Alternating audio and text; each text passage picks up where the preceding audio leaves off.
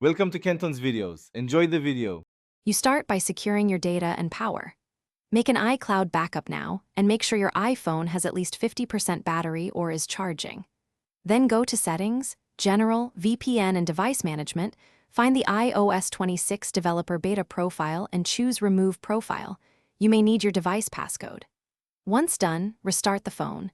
This clears the beta enrollment and stops future developer beta updates, making the device ready to receive public release. Once the device reboots, you must check for the public software update.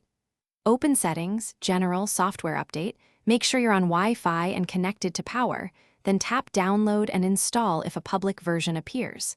If an update is available, it will replace the beta build with the public release. This is why we removed the profile first. If no update shows, the device will remain on the current beta build until Apple signs and releases the next public firmware. Finish by verifying Settings, About. Confirm the iOS version reflects a public release and there's no beta profile. If the software update page never shows a public build, try toggling Wi-Fi, restart the iPhone again, and sign out and back into your Apple ID. These actions refresh Apple's update server communication. Make sure to check again. If you still can't get off the beta and you need immediate downgrade, back up to iCloud and use a computer restore as a last resort.